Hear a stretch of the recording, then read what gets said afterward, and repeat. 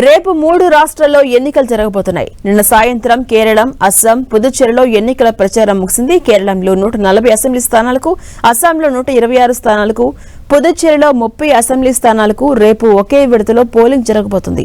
Polling కోసం అధికారులు అన్ని ఏర్పాట్లు పూర్తి చేస్తున్నారు. పారదర్శకత కోసం మెజారిటీ పోలింగ్ కేంద్రాల్లో లైవ్ వెబ్ కాస్టింగ్ సౌకర్యాన్ని ఏర్పాటు చేశారు. ఒకవేళ ఎక్కడైనా వెబ్ కాస్టింగ్ కు ఉద్దేశపూర్వకంగా అంతరాయం కలిగిస్తే అక్కడ రీపోలింగ్ నిర్వహించే అధికారం రిటర్నింగ్ ఆఫీసర్స్ ఉంటుందని ఈసీ స్పష్టం చేసింది. ఇక సమస్యాత్మక ప్రాంతాల్లో ఎటువంటి అవాంఛనీయ సంఘటనలు జరగకుండా భారీగా కేంద్ర భద్రతా బలగాలను మోహరించారు. ఓటర్ల సౌకర్యార్థం ప్రతి పోలింగ్ వద్ద తాగునీరు, వికలాంగుల కోసం ర్యాంపులు, క్యూ లైన్లలో కూర్చునేందుకు బెంచీలు వంటి కనీస వసతులను కల్పించారు.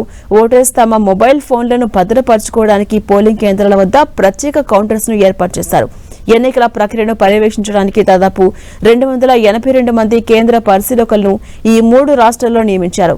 ఓటర్స్ తమ ఓటు హక్కును వినియోగించుకోవడానికి వీలుగా కేరళం, అస్సాం, పుదుచ్చేరిలో రేపు సెలవును కూడా ప్రకటించారు. వచ్చే నెల 4న ఎన్నికల ఫలితాలు రాబోతున్నాయి. ఇక 2 రాష్ట్రాలు, కేంద్రపాలిత ప్రాంతంలో కలిపి మొత్తం 5,70,00,000 మంది ఓటర్స్ ఉంటే 63,056 పోలింగ్ కేంద్రాలను ఏర్పాటు చేశారు. పోలింగ్ సజావుగా జరిగేలా ఎక్కడికక్కడ భద్రతను కట్టుదిట్టం చేశారు. కేరళంలో 2.71 కోట్ల మంది ఓటర్స్ ఉండగా పట్టణ ప్రాంతాల్లో 6,130, గ్రామీణ ప్రాంతాల్లో 24,341 పోలింగ్ కేంద్రాలను ఏర్పాటు చేశారు.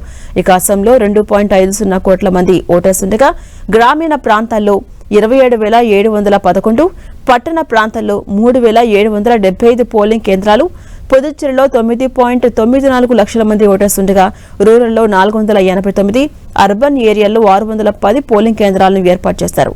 ఇక కేరళంలో ఈసారి ట్రయాంగిల్ ఫైట్ కనిపిస్తోంది. ప్రతిసారి ఆ రాష్ట్రంలో అధికార ఎల్డీఎఫ్, యూడీఎఫ్ కూటముల మధ్య ప్రధాన పోటీ ఉంటుంది. అయితే ఈసారి బీజేపీ కూడా రేసులోకి వచ్చింది. కొంతకాలంగా కేరళంలో కమలం పార్టీ పట్టు పెంచుకుంటూ ఉంది. కమ్యూనిస్టులకు కంచుకోటన తిరువనంతపురం మేయర్ మున్సిపాలిటీలో విజయ కేతనం ఎగరవేసి సంచలనం సృష్టించింది. దీంతో ఈసారి కేరళంలో ఎల్డీఎఫ్, యూడీఎఫ్, బీజేపీల మధ్య ముక్కోనపు పోరు సాగనుంది. అటు అస్సాం అసెంబ్లీలో మొత్తం 126 సీట్లు ఉన్నాయి. సీఎం హిమంత బిశ్వ శర్మ సారథ్యంలో డబుల్ ఇంజన్ సర్కార్ నినాదంతో ఆ రాష్ట్రంలో హ్యాట్రిక్ విక్టరీ కొట్టాలని బీజేపీ నేతృత్వంలోని ఎన్డీఏ ఆరాటపడుతోంది. పార్టీకి పూర్వవైభవం తీసుకొచ్చేందుకు యువనేత గౌరవ్ గొగోయ్ నాయకత్వంలో మిత్రపక్షాల అండతో కాంగ్రెస్ భారీ ప్రయత్నాలు చేసింది. ఎన్డీఏ కూటమిలో Assam Gana Parishad, United People's Party, Liberal, Bodoland People's Front భాగస్వాములుగా ఉండగా కాంగ్రెస్ కూటమిలో CPM, Assam Jatiya Parishad, All Party, Hill Leaders Conference ఉన్నాయి. గత ఎన్నికల్లో 16 సీట్లు గెలుచుకున్న ఏఐయూడీఎఫ్ ఒంటరిగా బరిలోకి దిగుతోంది. ఇక కేంద్రపాలిత ప్రాంతం పుదుచ్చేరిలో మొత్తం 30 అసెంబ్లీ స్థానాలు ఉన్నాయి. ఈ ఎన్నికల్లో కాంగ్రెస్, డీఎంకే, సిపిఐ, సిపిఎం, బీసీకే పార్టీలు ఒక జట్టుగా, ఎన్ఆర్ కాంగ్రెస్, బీజేపీ, అన్నాడీఎంకే, పీఎంకే, లక్ష్య జననాయక, కచ్చి పార్టీలు మరో కూటమిగా బరిలోకి దిగుతున్నాయి. ఇక విజయ్ టీవీకే, సీమా, నామ్, తమిళర్, కచ్చి వేర్వేరుగా పోటీ చేస్తున్నాయి. పుదుచ్చేరిపై తమిళనాడు ప్రభావం ఎక్కువగా కనిపిస్తూ ఉంటుంది. ముఖ్యమంత్రి రంగస్వామి నిరాడంబరుడు అని పేరు. పుదుచ్చేరికి రాష్ట్ర హోదా కల్పిస్తామని, అది ఎన్డీఏ ప్రభుత్వంతోనే సాధ్యమని ప్రచారం చేశారు.